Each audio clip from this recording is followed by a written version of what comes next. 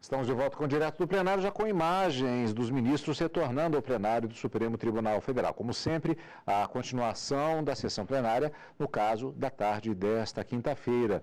E, como sempre, continuaremos acompanhando com você, telespectador amigo da TV Justiça, ao vivo, direto do plenário. Podemos nos assentar, por favor? Declaro reabertos os trabalhos do plenário do Supremo Tribunal Federal do Brasil, dando continuidade à questão de ordenação penal 937. Após ouvirmos os senhores procurador-geral e advogado da parte, devolvo a palavra ao eminente ministro relator, Roberto Barroso.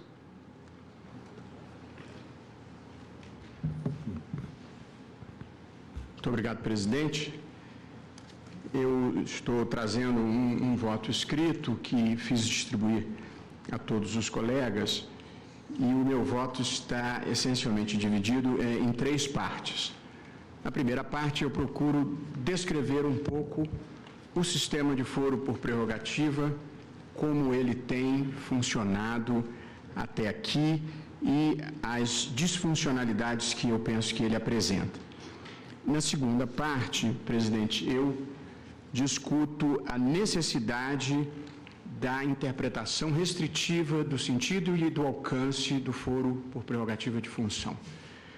E na terceira parte, eu discuto o tema da necessidade de se estabelecer um momento a partir do qual a competência do órgão no qual se exerce a prerrogativa de foro seja fixada de maneira imodificável para evitar este sobe e desce que tem caracterizado com infelicidade esse sistema. Mas, portanto, na parte 1, discutindo um pouco como é o sistema no Brasil e a sua extensão. E a primeira constatação a que se chega sem grande dificuldade é que o sistema abrange gente demais. Embora esta seja uma mudança que dependa de emenda constitucional, não me parece irrelevante deixar de acentuar que, segundo levantamentos, o foro por prerrogativa atinge 37 mil autoridades no país. Só no Supremo Tribunal Federal são processados e julgados em tese mais de 800 agentes, que incluem o presidente da República, o vice-presidente, 513 deputados federais, 81 senadores, os atuais 31 ministros de Estado e ainda os 3 comandantes militares, os 90 ministros de tribunais superiores, 9 membros do Tribunal de Contas da União e 138 chefes de missão diplomática de caráter permanente. Além disso, há mais de 30 mil detentores de foro por prerrogativa nos tribunais regionais federais e nos tribunais de justiça. O sistema é muito ruim e funciona muito mal e, a meu ver, ele reclama uma modificação legislativa que, ao que se noticia, já começou a ser feita pelo Congresso Nacional e penso que isso seja em boa hora. Essa extensão que o foro adquiriu sob a Constituição de 1988, ela não encontra parâmetro nem mesmo na tradição brasileira.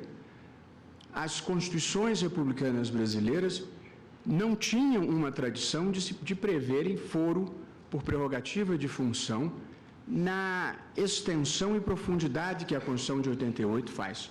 E no tocante especificamente a membros do Congresso Nacional, que em rigor responde pela quase totalidade dos processos em curso no Supremo, é relevante assinalar que só se estendeu o foro privilegiado a membros do Congresso sob a Constituição de 1969, outorgada pelo ministro do Exército da Marinha e da Aeronáutica Militar, 3 senhores insuspeitos, creio em mim, de exageros progressistas. Portanto, a extensão do foro privilegiado no Brasil foi desenhada sob a Constituição do Regime Militar de 1969. E se... Com muito prazer. Nessa linha, é interessante observar que, desde o início da República, o vice-presidente da República, ele próprio não dispunha de prerrogativa de foro. Só passou a dispor de prerrogativa de foro o vice-presidente da República a partir da Carta de 67, de 24 de janeiro de 67. Tanto que, no governo do presidente Prudente de Moraes, quando houve uma tentativa de homicídio contra o presidente Prudente de Moraes, instaurou-se uma investigação policial no Rio de Janeiro que tramitou perante a Justiça Federal de primeira instância. Um dos suspeitos, ou um dos supostamente envolvidos naquela tentativa de homicídio, foi precisamente o vice-presidente da República de então. Apurou-se depois que ele não teria tido participação. Mas, de qualquer maneira, isso mostra que, progressivamente, a ordem republicana, não é, distanciando-se da parcimônia monárquica, veio ampliando cada vez mais o rol dos beneficiados pela prerrogativa de foro, até atingir o seu paroxismo, como Vossa Excelência observa, não é, sob a égide da vigente Constituição. Eu mesmo já disse nesta Corte que a Constituição de 1988, pretendendo ser republicana, mostrou-se, no entanto, estranhamente aristocrática, porque realmente a ampliação das hipóteses de prerrogativa de foro atingiu, digamos, a sua culminância. Não é? Mas, de qualquer maneira, note-se exatamente isto, que atuais detentores, como o vice-presidente da República ou os membros do Congresso Nacional, só passaram a dispor dessa prerrogativa em tempos históricos mais recentes. Muito obrigado, ministro Celso, pelo aporte histórico que enriquece a nossa discussão. E eu passava, então, para o direito comparado, onde nenhum país do mundo tem modelo equiparável ao brasileiro. Boa parte das democracias sequer tem foro privilegiado. Reino Unido, Alemanha, Estados Unidos e Canadá sequer prevêem esta possibilidade. E em outros países, como França, Portugal, o foro é limitado constitucionalmente ao presidente da República, ao chefe de governo, em alguns casos, ao gabinete de ministros. O problema está, além da quantidade de pessoas que é beneficiada pelo foro, o outro problema é a extensão que se tem dado a este foro privilegiado, e é este o ponto que nós vamos enfrentar aqui, que é discutir se há algum fundamento para que se dê foro por prerrogativa de função para fatos que tenham sido praticados antes que o indivíduo tivesse sido sequer investido no cargo que é beneficiado pelo foro de prerrogativa de função, ou pela prática de atos que não guardem qualquer conexão com o exercício do mandato que se deseja proteger. O fato é que não é difícil de demonstrar que, com esta quantidade de pessoas e com esta extensão, o foro se tornou penosamente disfuncional na experiência brasileira. E as disfuncionalidades são múltiplas. Penso que a primeira delas, no caso do Supremo, é atribuir ao Supremo Tribunal Federal uma competência para a qual ele não é vocacionado. Nenhuma corte constitucional no mundo tem a quantidade de processos de competência originária em matéria penal que tem o Supremo Tribunal Federal no Brasil. E, evidentemente, na medida em que desempenhe esse papel de jurisdição penal de primeiro grau, o Supremo se afasta da sua missão primordial, que é a de guardião da Constituição e a do equacionamento das grandes questões nacionais. Funcionar como tribunal criminal de primeira instância, como regra geral, é papel de juiz de primeiro grau e não do Supremo Tribunal Federal. Para dar o exemplo mais emblemático, durante o julgamento da ação penal 470, como todos nós sabemos, conhecida como mensalão, este julgamento ocupou nada menos do que 69 sessões do plenário do Supremo Tribunal Federal, o que é, a meu ver, com respeito às posições divergentes, uma total anomalia para uma Corte Constitucional. Portanto, a primeira razão da disfuncionalidade é que atrapalha o funcionamento do Supremo naquilo que lhe é essencial. Mas há uma segunda razão, que é até mais grave. O Supremo Tribunal Federal, por não ser vocacionado para este papel, a meu ver, não o desempenha de maneira desejavelmente satisfatória. Porque, exatamente pelo volume de processos e pelo tipo de formação que as pessoas que aqui são investidas têm, este não é um papel típico que os ministros consigam desempenhar da maneira mais desejável. Além do que, o procedimento perante o Supremo Tribunal Federal é muito mais complexo do que perante o primeiro grau. De modo que, sem surpresa, nós constatamos que a existência do foro privilegiado perante o Supremo produz números muito ruins. O prazo médio para recebimento de uma denúncia pela Corte, de acordo com a Assessoria de Gestão Estratégica, é de 581 dias. Portanto, o Supremo leva 1 ano e meio para receber uma denúncia, quando um juiz de primeiro grau recebe em 48 horas ou um pouco mais, pelo menos o recebimento inicial antes da resposta da parte. Além disso, também por informação da Secretaria de Assessoria de Gestão Estratégica, a média do tempo de um procedimento perante o Supremo Tribunal Federal é de 1.377 dias. E há casos de processos que tramitam por mais de 10 anos. A consequência, como nós bem sabemos, é a frequência com que ocorrem prescrições aqui no Supremo Tribunal Federal, nem sempre por culpa do Supremo, mas por culpa de um sistema que faz com que o processo suba, desça.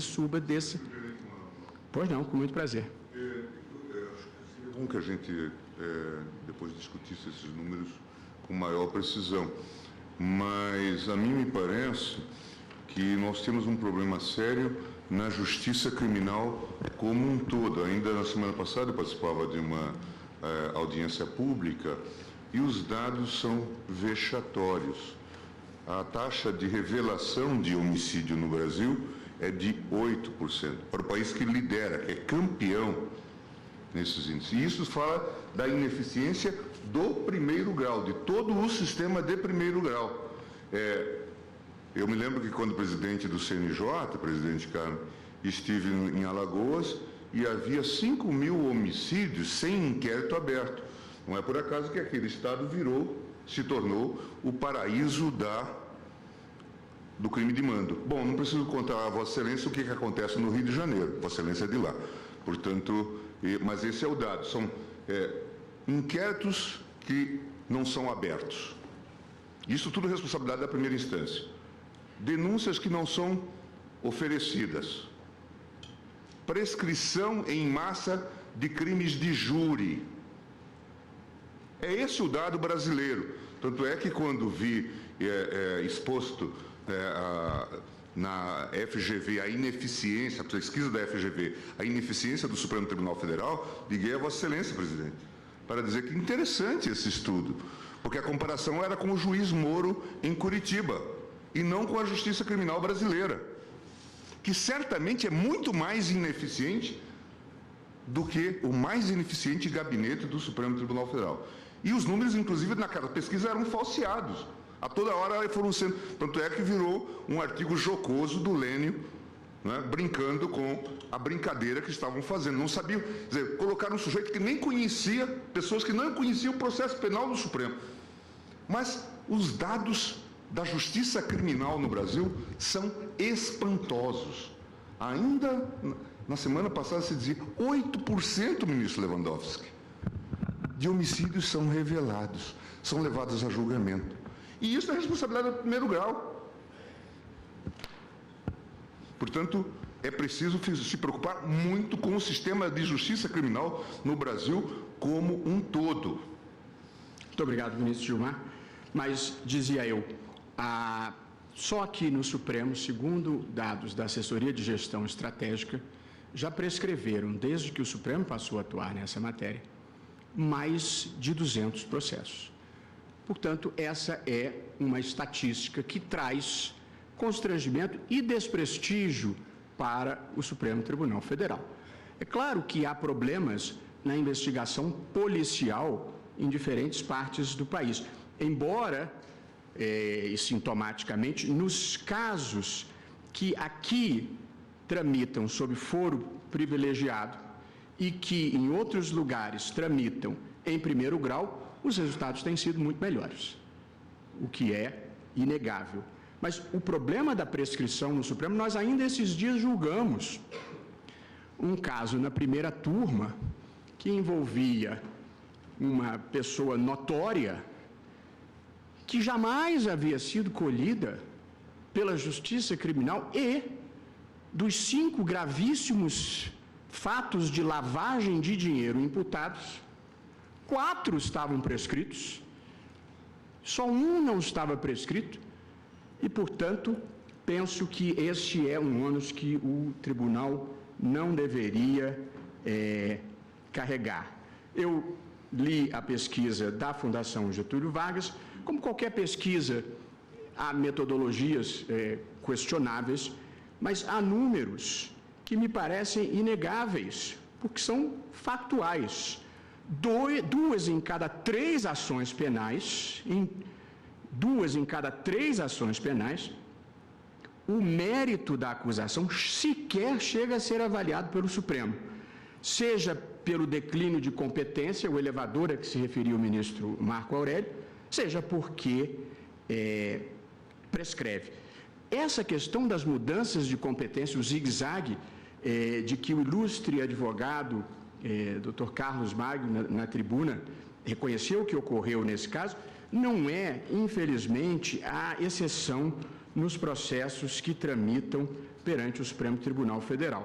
Portanto, acho que há um problema da não vocação, há um problema do desprestígio, porque a gente não consegue desempenhar bem este papel, e há uma questão jurídica que eu não considero desimportante, embora já tenha sido equacionada pelo Supremo Tribunal Federal.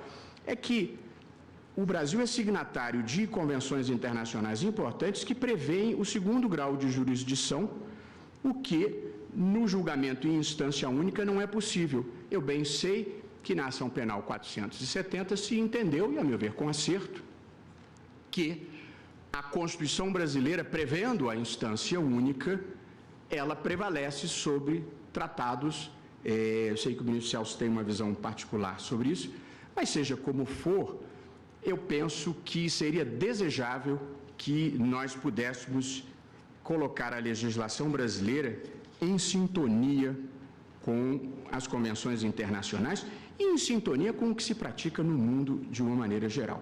Portanto, essa é a primeira parte do meu voto e das reflexões que queria compartilhar, que é no sentido de que o sistema é ruim, o sistema funciona mal, o sistema traz desprestígio para o Supremo, o sistema traz impunidade. E eu penso que a impunidade, em geral, no Brasil, decorrente de um sistema punitivo ineficiente, não apenas aqui, é preciso reconhecer, mas ineficiente de uma maneira geral, fez com que o direito penal perdesse no Brasil o seu principal papel, que é o de funcionar como prevenção geral. As pessoas não praticam crimes pelo temor, muitas vezes, de que vão sofrer uma consequência negativa. Ou alguém acha que os americanos adoram pagar tributos? Eles pagam, e aplicadamente, porque há consequências reais na hipótese de sonegação deliberada.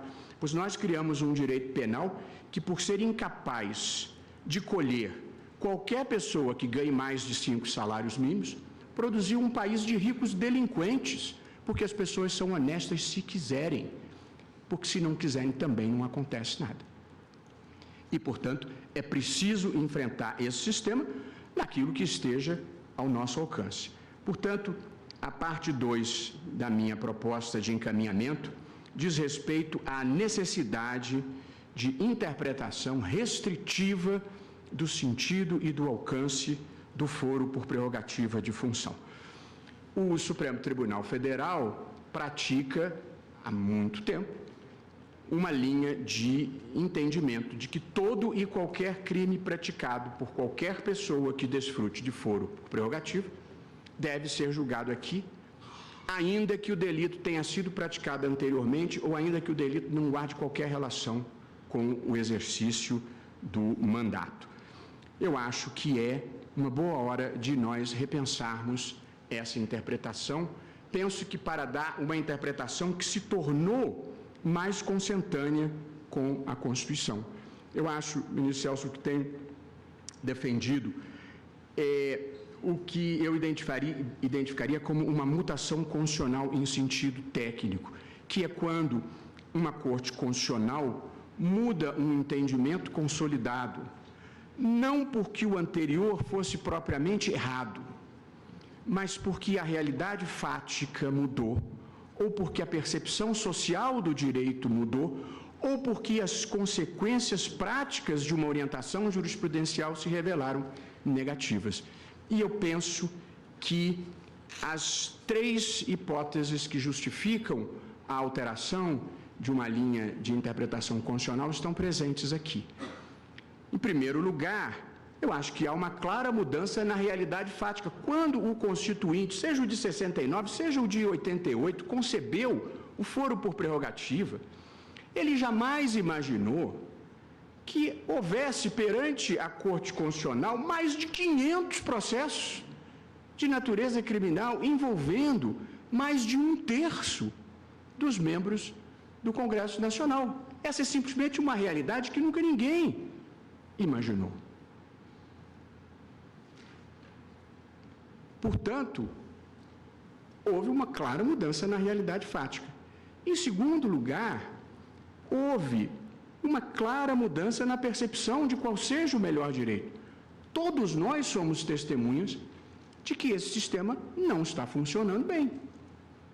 E, portanto, é preciso repensá-lo. E os resultados negativos são muito óbvios para nós desmentirmos, que são a impunidade e o desprestígio que isso traz para o Supremo. É tão ruim o modelo que a eventual nomeação de alguém para um cargo que desfrute de foro por prerrogativa é tratado como obstrução de justiça, em tese. É quase uma humilhação para o Supremo o fato de que alguém está sob a jurisdição do Supremo ser considerado obstrução de justiça. Acho que não é preciso dizer mais nada para documentar a falência desse modelo. Portanto, eu penso que é preciso dar-se à cláusula do foro privilegiado uma interpretação restritiva e a interpretação que propus no meu despacho e que aqui reitero é a de que o foro por prerrogativa só prevaleça para os fatos praticados pelo agente beneficiário do foro no cargo e em razão do cargo. E, portanto, como é o caso concreto aqui, se o fato foi praticado quando o indivíduo era candidato a prefeito E se o foro beneficia quem é deputado, neste caso não se aplica o foro, porque quando o fato foi praticado, o candidato a prefeito evidentemente não era membro do Congresso Nacional. Como tampouco acho que se deva aplicar a regra do foro por prerrogativa por um fato que não guarde nenhuma conexão com o mandato. Se o sujeito fraudou uma escritura na venda de um imóvel particular no seu estado de origem, isso também não guarda relação com o mandato.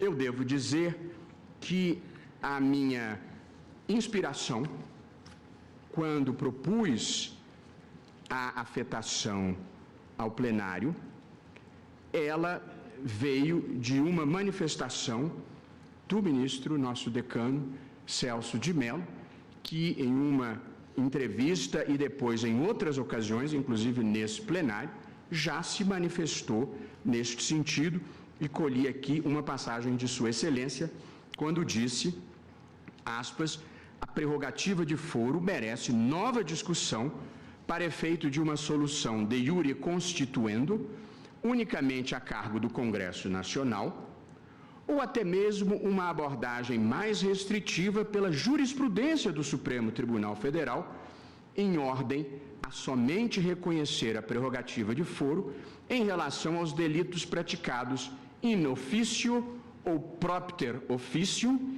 e que guardem íntima conexão com o desempenho da atividade funcional, para que nós não estejamos a julgar membros do Congresso Nacional por supostas práticas delituosas, por eles alegadamente cometidas, quando prefeitos municipais, vereadores ou deputados estaduais, fecho aspas. E esta tese tem encontrado ressonância também na doutrina, e aqui trago uma passagem de artigo do professor Daniel Sarmento, quando assim se manifestou.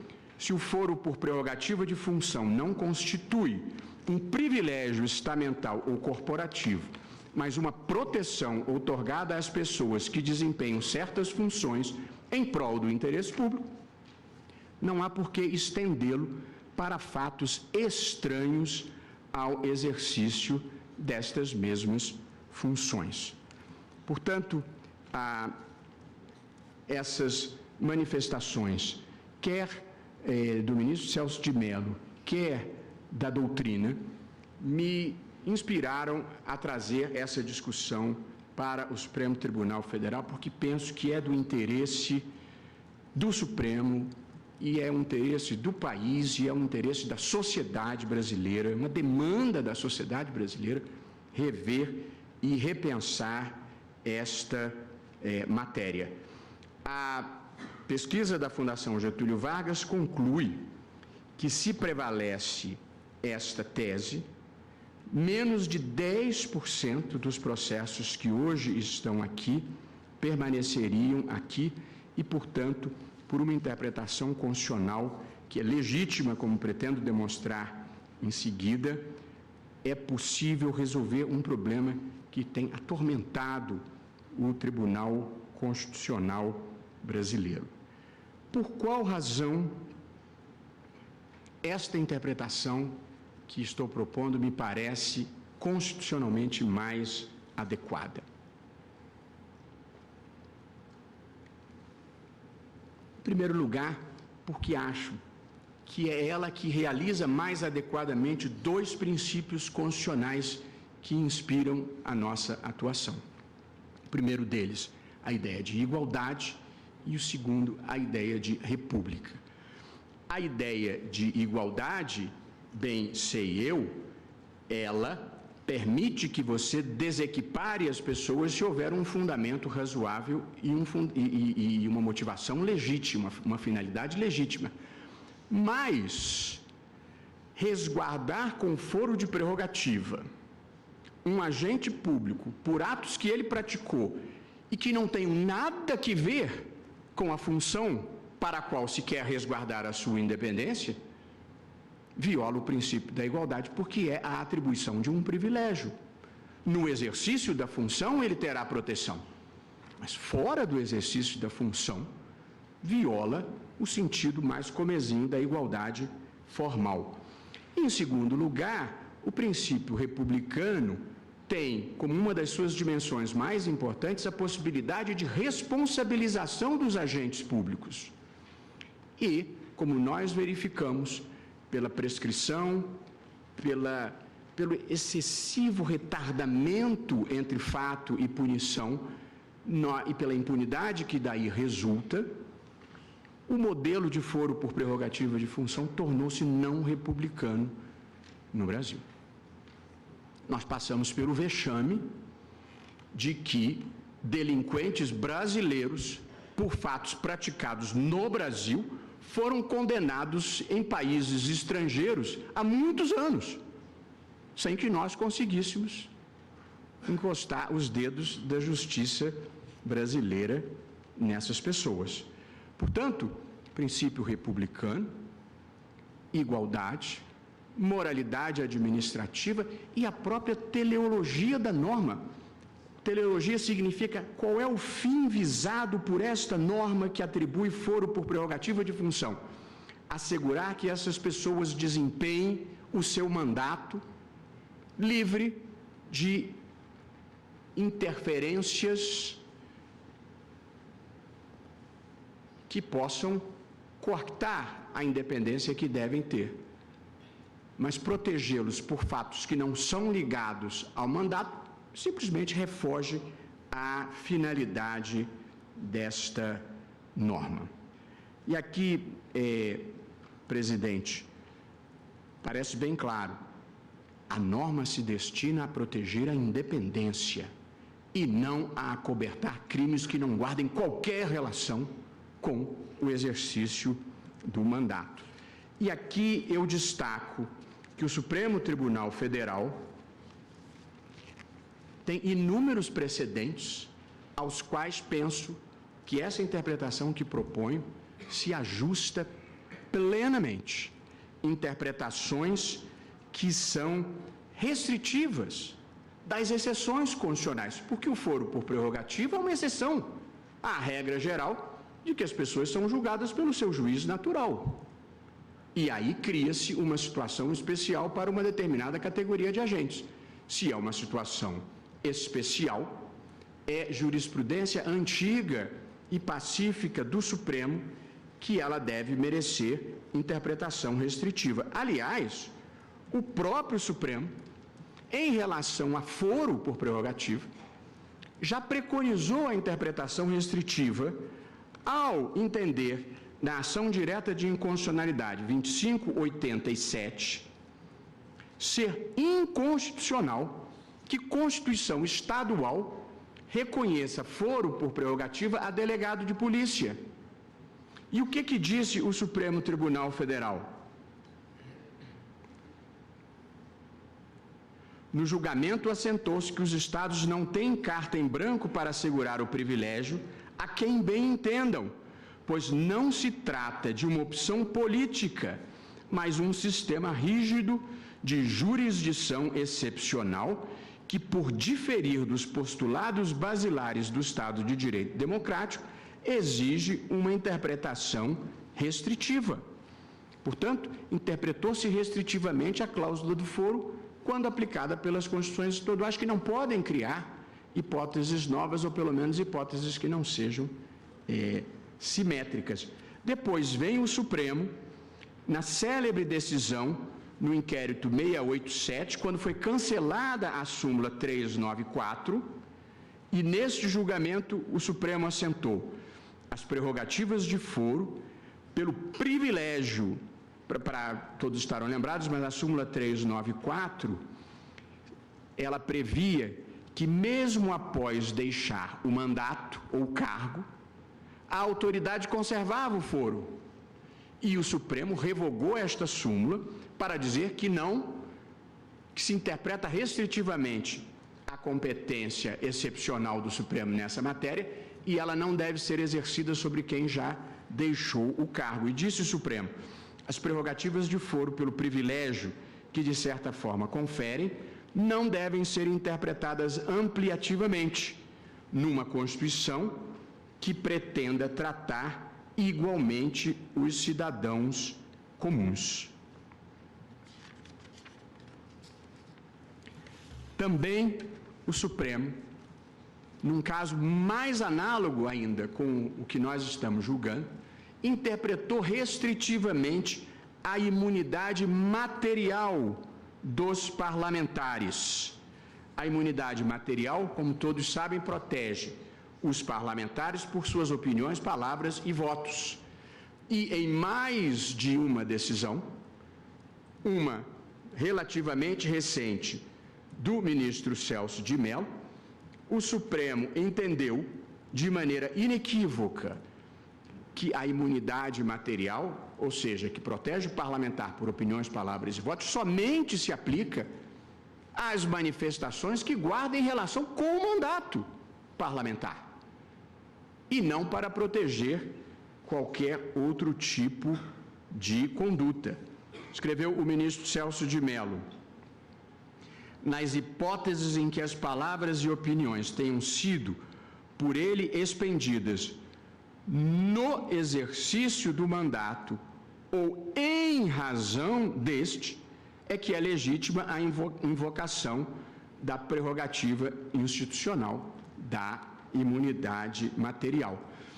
E igualmente interessante, quando a emenda constitucional número 35 de 2001 mudou o sistema de instauração de ação penal contra parlamentar, que antes se exigia previamente a autorização da Casa Legislativa, veio a emenda 35 de 2001 e suprimiu esta exigência de autorização legislativa e passou a permitir a eventual sustação do processo. Mas a emenda diz, com todas as letras, que esta possibilidade, a de sustação do processo, somente se aplica após a diplomação. E, portanto, o benefício da imunidade processual também ela exige que o parlamentar esteja investido no cargo. E por fim, presidente, terminando essa parte do meu voto, o Supremo, em muitos precedentes, eu estou procurando demonstrar, e sem dificuldade, devo dizer, que há inúmeros precedentes em que o Supremo foi restringindo o alcance de prerrogativas e muitos precedentes em que o Supremo foi restringindo as suas próprias competências. Pois não, ministro Celso? Apenas uma observação nesse mesmo sentido. Como Vossa Excelência observou, o Supremo Tribunal Federal, já sob a égide da Carta Política anterior, mediante interpretação, restringiu o alcance de duas importantíssimas prerrogativas outorgadas aos parlamentares. Na questão de ordem suscitada no inquérito 104, de que foi relator o saudoso ministro Jaci Falcão, o Supremo Tribunal Federal pronunciou-se no sentido de que congressista nomeado ministro de Estado, não leva consigo, quando licenciado, a garantia da imunidade parlamentar material. Foi o caso que envolveu o então ministro da Previdência, Jair Soares, deputado federal pelo Rio Grande do Sul e licenciado do mandato legislativo para o desempenho da função executiva de ministro de Estado. Em razão desse pronunciamento, o Supremo Tribunal Federal expressamente cancelou a súmula 4 desta Corte, que dizia exatamente manter o congressista nomeado ministro de Estado a sua imunidade material.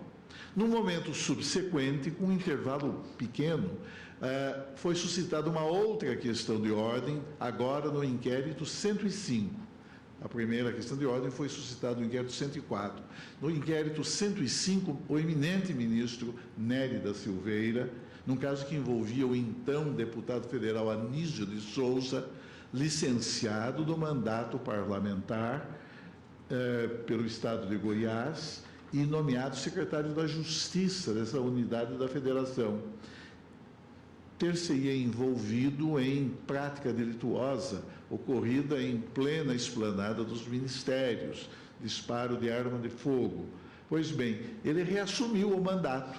No entanto, o Supremo Tribunal Federal entendeu que, não tendo sido o delito, né, a ele atribuído praticado in officio ou propter officium, portanto, não no desempenho do mandato e muito menos em função do desempenho ou do exercício do mandato, não se lhe estendia a garantia da imunidade parlamentar em sentido formal. Essa mesma imunidade que foi suprimida pela Emenda Constitucional 35 de 2001. Essa imunidade parlamentar formal era uma verdadeira garantia de improcessabilidade que a Constituição dava aos congressistas. Mas o Supremo, mediante interpretação, adotou uma hermenêutica restritiva de uma importantíssima prerrogativa institucional. E nem por isso se pôde afirmar que o Supremo Tribunal Federal estaria agindo ultra vires, ultrapassando os limites de sua própria competência institucional, pelo fato de que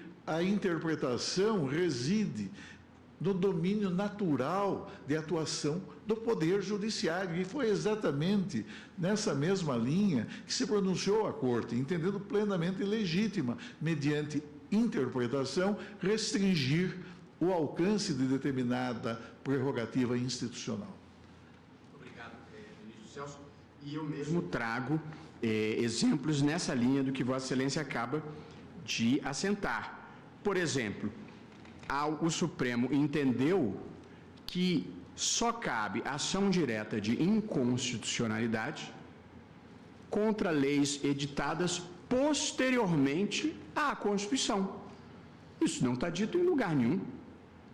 A Constituição brasileira prevê que o Supremo declarará a inconstitucionalidade de leis incompatíveis com a Constituição. Não diz de lei anterior ou lei posterior, mas o Supremo fez uma interpretação restritiva, desde a ação declaratória de constitucionalidade número 2, para dizer que leis anteriores consideram-se revogadas e não viciadas de inconstitucionalidade, contra o protesto do nosso queridíssimo e inspirador para todos nós, ministro José Paulo Sepúlveda, pertence. Uma outra hipótese em que o Supremo perfilhou interpretação restritiva, porque o que o Supremo faz aqui é uma espécie de uma redução teleológica da sua competência para ajustá-la à finalidade da norma e do sistema constitucional. Em causas e conflitos que envolvam a União Federal e os Estados, a Constituição diz é competência do Supremo para as causas que envolvam conflitos entre União e Estados. Mas o Supremo refinou esta norma para dizer só se houver conflito federativo e não qualquer tipo de disputa. No caso das ações envolvendo o CNJ, também produzimos uma interpretação restritiva para dizer não são todas as ações contra o CNJ, são somente as ações constitucionais. E mais do que isso, depois dissemos, somente as ações constitucionais em que haja a prática de um ato positivo. Ou seja, se o CNJ tivesse limitado a confirmar a decisão da instância inferior, também não cabe recurso ao Supremo Tribunal Federal. Ainda, nos casos em que todos os membros da magistratura são interessados, o Supremo também produziu uma jurisprudência altamente restritiva para dizer se o interesse for não apenas da magistratura, mas de todos os servidores, a competência não é do Supremo, tem que julgar. Portanto, são múltiplos os precedentes em que o Supremo, geralmente modificando jurisprudência assentada, refinou a sua própria competência para restringi-la, fazendo uma redução teleológica, o que significa dizer, ajustando a competência à finalidade da norma e à realização dos princípios constitucionais. Portanto, presidente, encerrando a parte 2 do meu voto, eu penso que a interpretação constitucionalmente adequada do Instituto do Foro por Prerrogativa de Função é aquela que o restringe aos atos praticados no cargo e em razão do cargo, e isto não apenas é compatível com a Constituição, mas acho que é o que decorre da Constituição à vista da realidade fática que reveste o julgamento destas ações. E é consentâneo com tudo que o Supremo já fez para trás, no sentido de reajustar o seu próprio entendimento e as suas próprias competências. E passo, por fim, presidente, a terceira parte do meu voto, quanto à questão da necessidade de fixação definitiva da competência do órgão que tem foro por prerrogativa a partir de um determinado momento processual para impedir a manipulação da jurisdição ou, muitas vezes, como no caso concreto, faça-se justiça, eu não penso que o prefeito municipal que responde a esta ação penal tenha deliberadamente manipulado a jurisdição. Não foi isso que aconteceu. Só que ele era candidato a prefeito, portanto, ele não tinha foro. Depois ele foi eleito prefeito, passou a ter foro.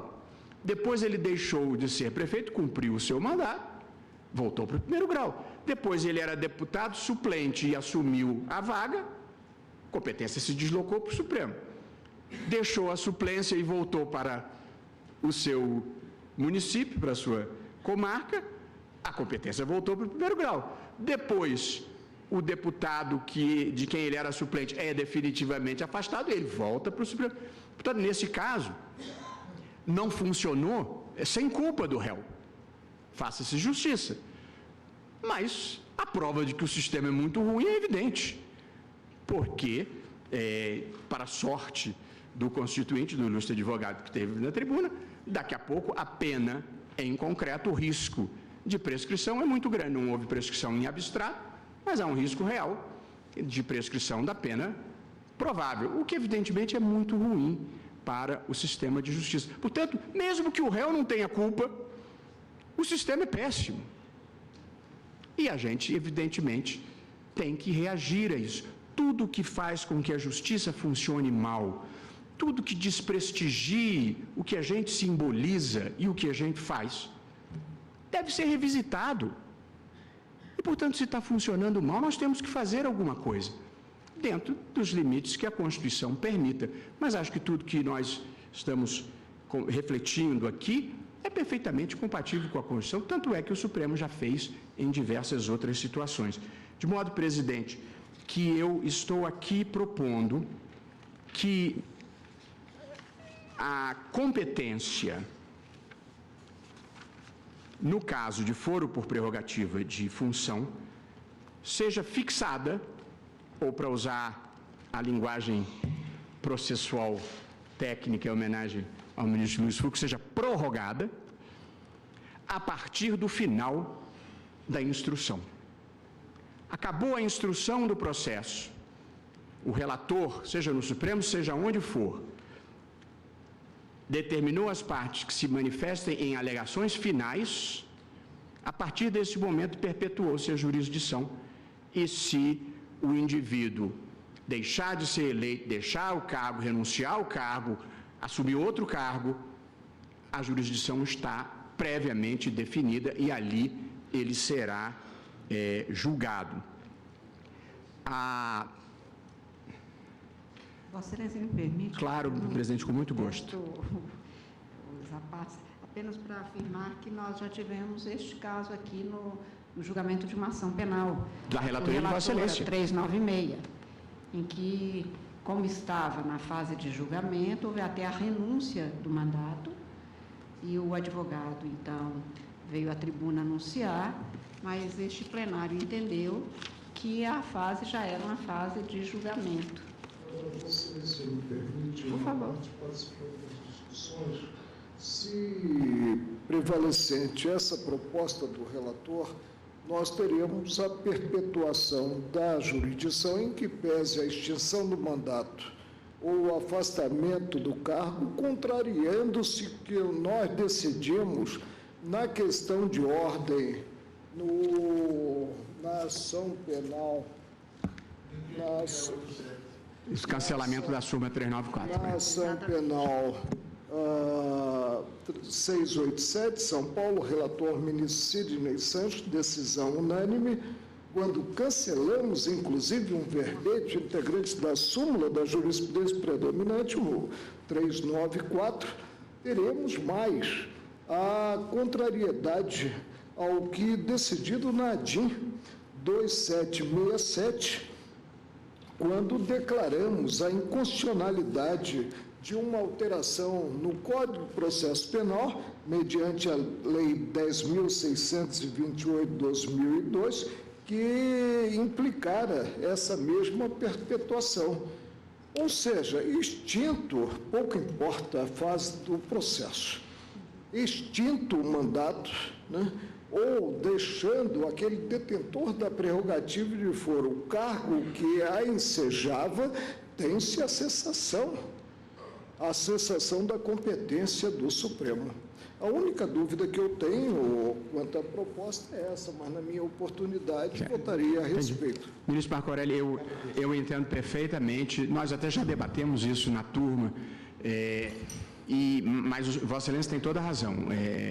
Eu estou propondo aqui, neste particular a que se referiu o ministro Marco Aurélio, que mesmo cessado o exercício do mandato, era a posição do ministro Pertence também vencido naquela ocasião.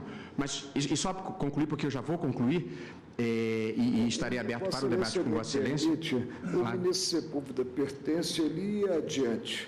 Ele não atrelava a perpetuação à fase processual. Ele simplesmente se contentava com o fato de o crime imputado ter sido cometido mediante o exercício do mandato ou as atribuições do cargo. A minha hipótese é um pouco mais restritiva, mas concluindo, presidente... sem dúvida. É mais restritivo. Eu selecionei os precedentes do Supremo em que nós prorrogamos a jurisdição. Certamente fiquei vencido.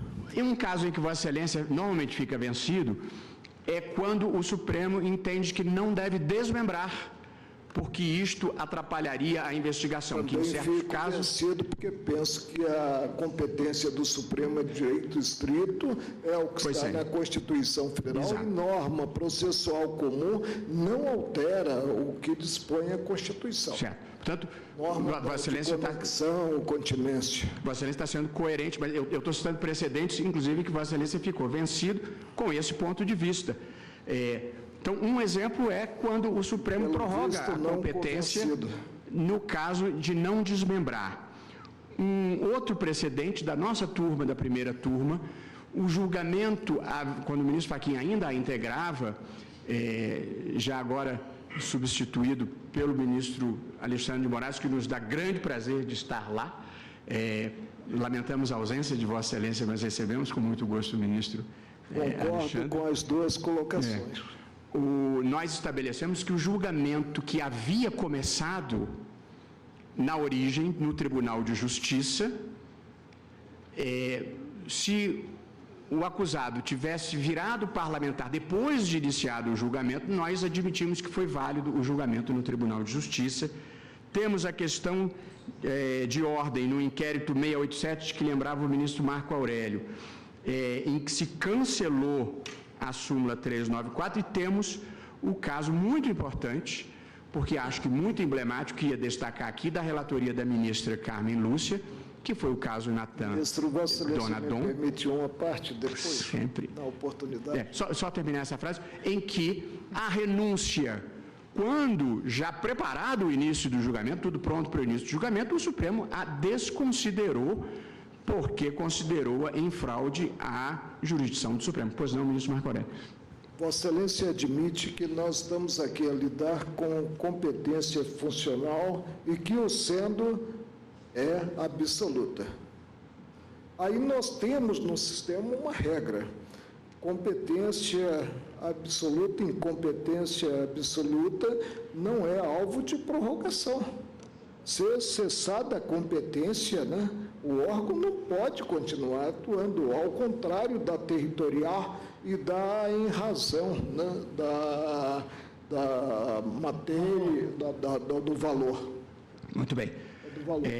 Mas eu apenas listei precedentes em que nós aceitamos a prorrogação. Eu preciso dizer, ministro Marco Aurélio, se prevalecer a minha proposição 1, o problema vai ficar extremamente reduzido, porque o número de casos será muito menor e esta possibilidade... Eu não pretendo ficar na metade do caminho. O número de casos diminuirá. Mas eu mesmo vivi situações, logo que cheguei ao Supremo, em que, uma vez pautado o julgamento, 2 casos eu tive, uma vez pautado o julgamento da ação penal, nos 2 casos que eram senadores renunciaram para escapar à jurisdição do Supremo depois de concluída a instrução. A sensação para o jurisdicionado e para a justiça em geral é muito ruim, porque muitas vezes é preciso recomeçar, as coisas demoram. Como disse, não me é indiferente a justiça está para a alma como a saúde está para o corpo. E, portanto, se a justiça não estiver funcionando, há alguma coisa de não saudável numa sociedade. E, portanto, se não está funcionando, a gente precisa fazer alguma coisa.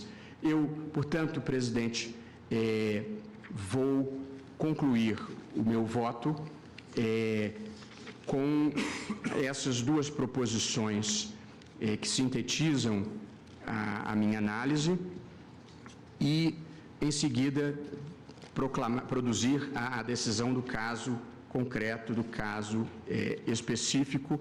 Eu fiz distribuir os meus votos e, portanto, estarei lendo a conclusão do meu voto, que consiste na fixação de 2 teses. A primeira, o foro por prerrogativa de função aplica-se apenas aos crimes cometidos durante o exercício do cargo e relacionados às funções desempenhadas.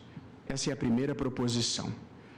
E a segunda, após o final da instrução processual, com a publicação do despacho de intimação para apresentação de alegações finais, a competência para processar e julgar as ações penais não será mais afetada em razão de o agente público vir a ocupar outro cargo ou deixar o cargo que ocupava, qualquer que seja o motivo.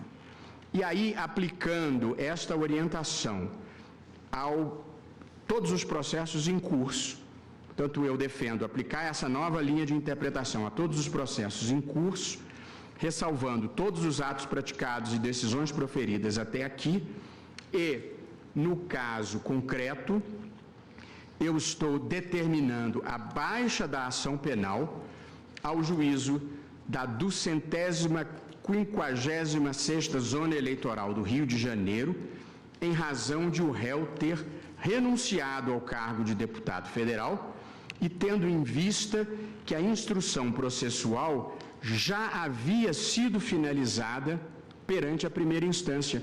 E esse é o ponto importante da solução do caso concreto. O juiz de primeiro grau já estava pronto para sentenciar, porque já havia, inclusive, sido apresentadas as razões finais. Neste momento, o réu se torna deputado depois do final da instrução. Portanto, aplicando a proposição que enunciei ao caso concreto, ela produz a ordem de baixa para o primeiro grau de jurisdição. Sou convencido, presidente, que esta é a melhor interpretação da Constituição, é a melhor para o Supremo Tribunal Federal, é a melhor para a sociedade brasileira, é a posição que corresponde ao anseio da sociedade brasileira, e sempre que é possível interpretar a Constituição de modo a atender os anseios da sociedade, se isso for compatível e, sobretudo, se esta for a interpretação mais adequada da Constituição, não há por que hesitar em escolher este caminho. Portanto, é como voto, presidente. Resolvendo, portanto, a questão de ordem no sentido da interpretação da norma constitucional, fixando o alcance do seu objeto quanto à competência constitucional pelo foro e o momento a partir do qual se terá competência. Exatamente, presidente. Pois não. Excelência, uma colaboração com a Corte, questão enfática, e até para que a gente dê celeridade, eu vou ser muito leal à Corte. eu queria que o ministro Barroso apenas esclarecesse, para evitar um embargo de declaração e mais uma protelação, é que o prefeito, quando praticou o ato, ele era prefeito, né? Apesar do ato ter um cunho eleitoral, ele era prefeito, candidato à reeleição. Do processo, apesar disso não estar, do processo, ele não praticou, em tese, os atos da infração eleitoral como prefeito. Mas eu pergunto, como prefeito candidato à reeleição, o foro dele seria o foro de primeira instância ou de segunda instância? Eu quero, só para definir, e uma colaboração, porque senão vai acabar prescrevendo. Se voltar eu embargar, aí a gente não quer isso. Eu quero uma definição nesse sentido. Por exemplo, ele poderia ter usado o dinheiro da prefeitura, que não é o caso, o ilícito. E nesse caso, ele estaria praticando o ato lesivo eleitoral em razão do cargo? Presidente, muito obrigado, doutor. Tá Não penso que essa questão se coloque aqui, porque, claramente, no momento em que foi recebida a denúncia,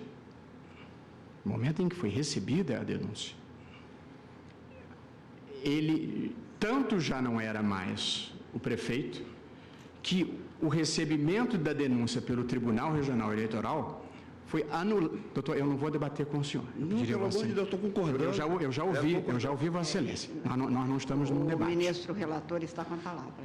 Obrigado, eu estou até satisfeito. Só queria Eu já entendi. Então, o que se passou foi, o fato foi praticado e instaurada a ação perante o primeiro grau. Depois, é oferecida a denúncia e recebida pelo Tribunal Regional Eleitoral. Aí vem em habeas corpus e anula-se o recebimento da denúncia sob o fundamento de que o Tribunal Regional Eleitoral não poderia ter recebido porque ele não era mais prefeito. E aí volta para o primeiro grau, que recebe a denúncia e faz a instrução do processo. E conclui a instrução do processo. Portanto, eu estou devolvendo para o juiz, ou para o juízo, que concluiu a instrução do processo. Pois é. Portanto, posto como foi posto, os termos do voto e da solução da questão, apenas para, de novo, me permitir, ministro Barroso, que o objeto dessa questão, porque aqui é a questão de ordem numa ação penal, é a definição do foro, o prerrogativo de função, dito, como Vossa Excelência diz no início do voto de Vossa Excelência, como se fosse um privilégio incompatível com a República. Estamos, portanto, definindo o que é prerrogativa, basicamente isto, e Vossa Excelência, então, resolvendo nesse sentido. O envolvido hoje é um cidadão comum. Acho que hoje voltou a ser prefeito. Voltou a ser prefeito. Mas a instrução foi concluída por este fato quando não era. Isso. Então, exatamente, o que se está posto é isso. E o crime supostamente praticado não teria sido no exercício desse mandato? Não, porque foi na campanha, teria sido compra de voto na campanha. Essa é a acusação, corrupção eleitoral. Pois não. Ministro Alexandre de Moraes. Bem, inicialmente eu gostaria Desculpa. Como é que, mesmo sendo questão de ordem, o primeiro voto é o do revisor? Porque, neste caso, a ação penal tem revisor. Senhor presidente, a existência da figura do revisor em questão de ordem supõe, obviamente, a manifestação do revisor. Mas não tenho nenhuma dificuldade em ouvir o voto do ministro Alexandre de Moraes para não quebrar a ordem.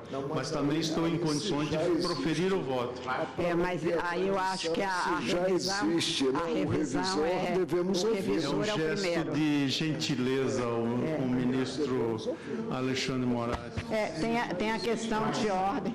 Mas a rigor tem também o entendimento na turma é que onde há revisor não é possível antecipar voto. Mas Aqui também algumas... interno do Supremo, a intervenção do revisor só se dá na fase final de julgamento da causa penal. Exatamente. Antes não, tanto que o revisor não intervém quando do julgamento quanto ao recebimento ou não da denúncia ou outros incidentes processuais. Eu tenho a impressão que a questão de ordem não foi nem submetida ao revisor. Não, ainda que fosse, não foi oficialmente, porque eu entendo, e fui revisor da T470, a revisão é dos méritos. Que tem repercussão na ação penal. O artigo 25 do Regimento Interno do Supremo Tribunal Federal define, digamos, a atuação processual do revisor. O que diz o artigo 25 do nosso Regimento Interno?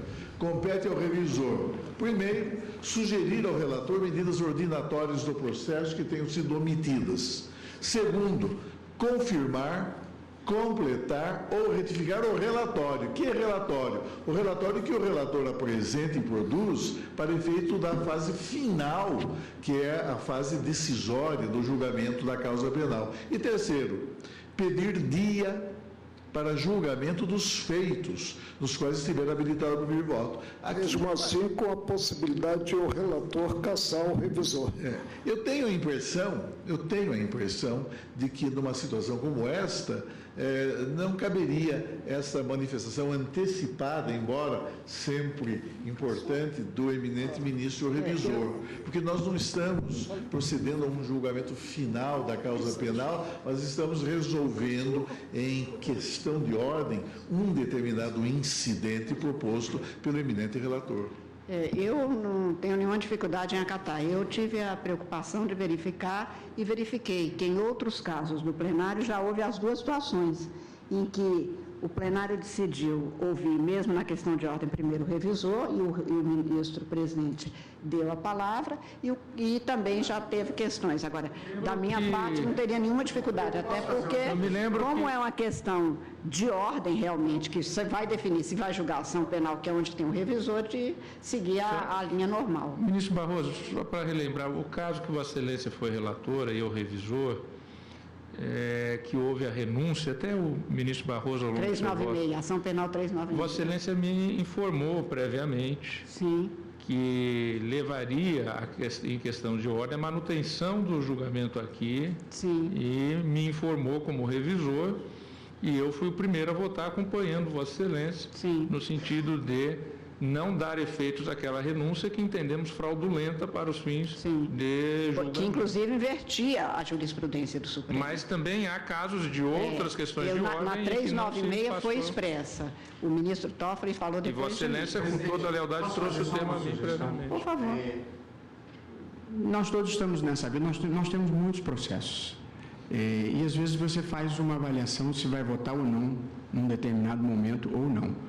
De modo que, se parecer bem ao ministro Fachin e a Vossa Excelência, retomaríamos amanhã com o voto dele para que Sua Excelência possa digerir o que foi discutido aqui. Estou pronto em condições de votar agora ou amanhã. Melhor ainda. Ou, enfim, claro, não vai ser um voto breve, porque eu acho que a matéria suscita um debate alongado, independentemente de convergir ou não. Sim, então poderíamos talvez acatar a sugestão em razão até da hora. Porque agora, a ponderação que o nosso decano, o ilustre-ministro Celso Melo faz, vem um pouco ao encontro do meu sentimento. Como eu disse, estou pronto a votar tanto hoje quanto amanhã, mas o gesto de gentileza que fiz ao ministro Alexandre Moraes carregava nas entrelinhas essa suscitação que a perspicácia e a arguta inteligência do ministro decano trouxe, obviamente, à baila. Eu tinha tido essa preocupação exatamente, porque quando eu relatei, o ministro-presidente deu a palavra na sequência ao ministro revisor.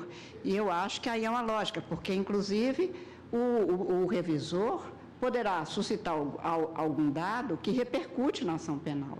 Mas eu, então, sugeriria, para evitarmos qualquer quebra de dados, que eu indicaria o adiamento para continuidade amanhã, tomando o voto a partir do revisor, porque aí fica estabelecida uma regra para este caso, independente de este ser considerado, dessa ser considerada a melhor interpretação do... que o revisor antecipe o seu voto. Sim, então, mas é porque ele disse, ministro... Nessa condição, apenas uma antecipação. Mas, como ele disse que o voto dele seria um pouco mais longo em razão do horário, talvez pudéssemos deixar para continuidade amanhã. E aí teríamos tempo, inclusive, todos nós, para digerirmos. Senhor presidente, eu queria, desde logo, no Pois não, respeito, por favor. Manifestar-me na linha que foi agora sinalizada pelo eminente decano desta Corte. Eu entendo que as questões de ordem são de natureza formal, processual e que escapam, digamos assim, da competência do revisor regimentalmente consignada.